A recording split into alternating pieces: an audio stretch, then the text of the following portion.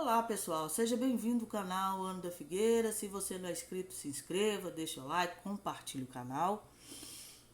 Então, o Emmanuel Macron pediu uma nova ordem internacional na Europa para a paz global pela força.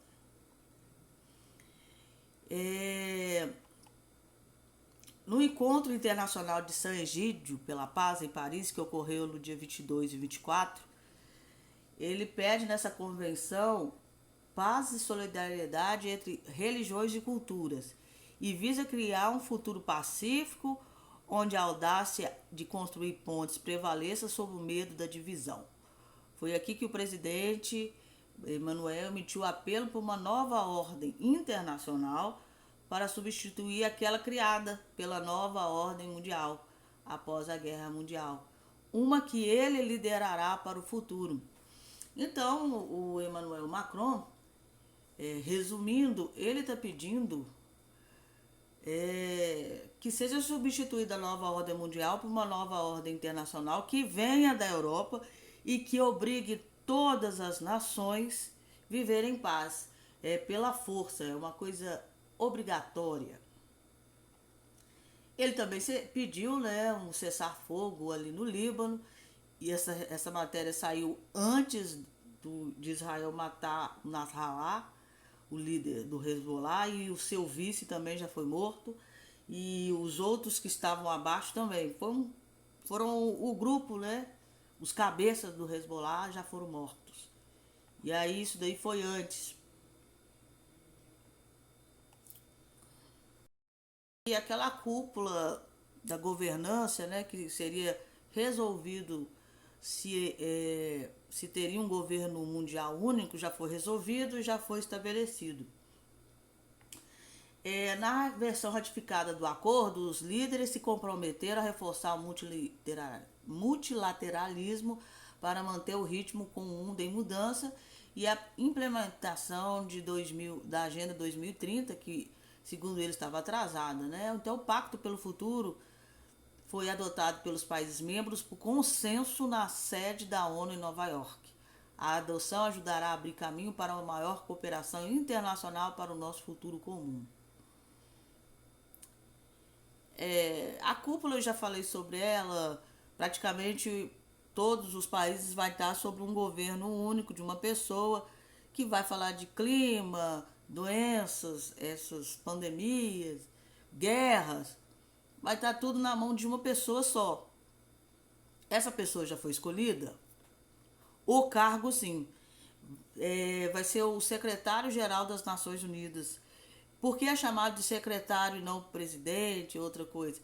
Porque dentro da ONU são tem 5 tópicos lá, vamos pôr assim. Tem a segurança mundial, tem a questão de fome, são vários, como é que eu falo? É como se fossem 5 governos lá dentro. Então ele não governa, ele secretaria ele não tem um poder de cabeça sobre eles. Com essa cúpula do futuro, o Pacto do Futuro, o secretário das Nações Unidas passa a ser o governante mundial. O Guterres? Não é o Guterres. Vai ser alguém que vai ficar no lugar do Guterres.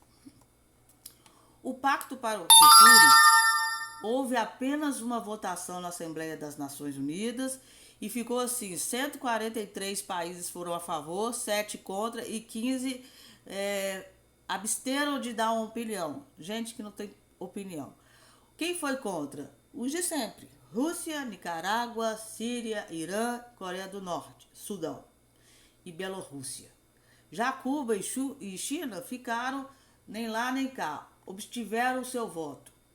Então, com isso, o Pacto do Futuro foi assinado por chefes de Estado e de governo, que se supõe ter autoridade extraordinária, plenipotenciária, para vincular suas nações unilateralmente sob uma direção internacional.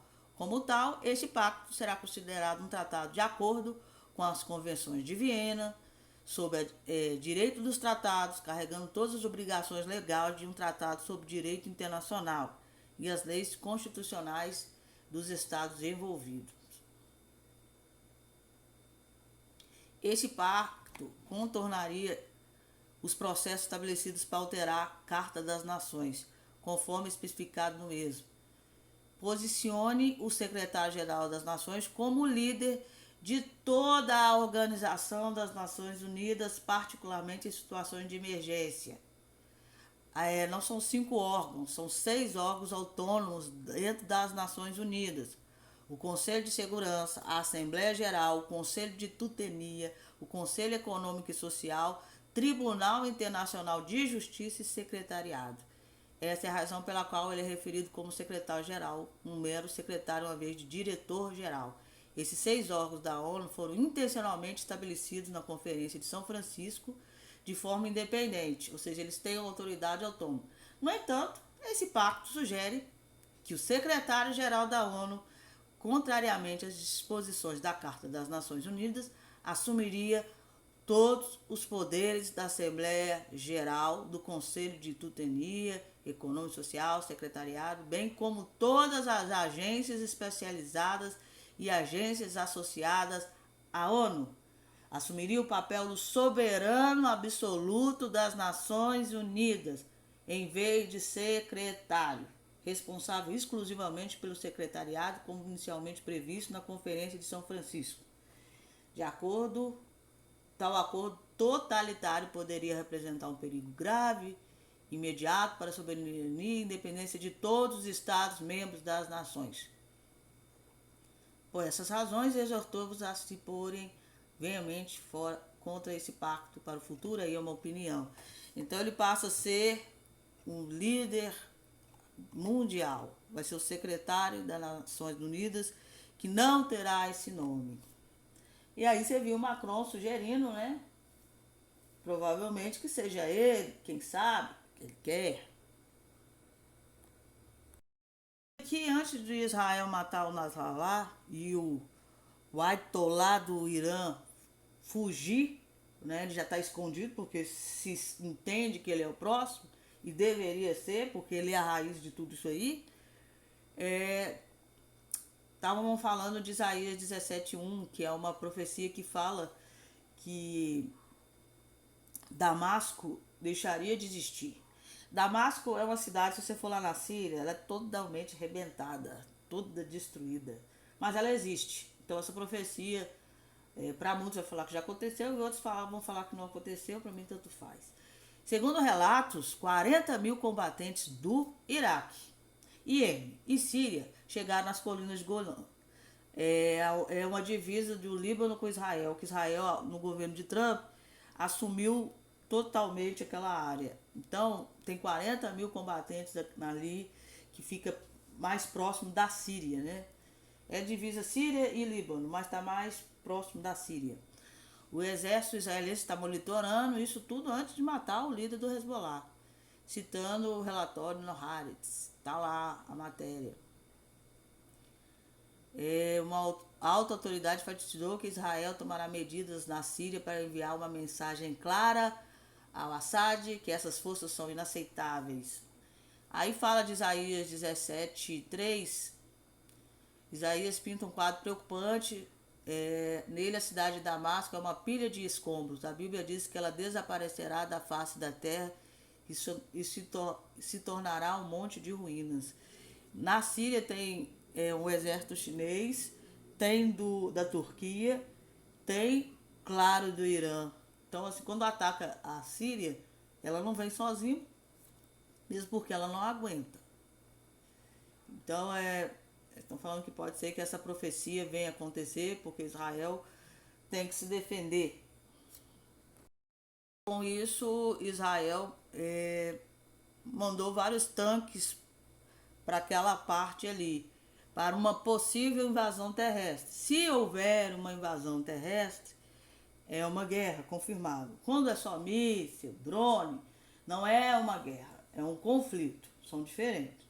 Então, se Israel entrar por terra, já que já está várias forças ali militares, aí passa a ser uma guerra mesmo.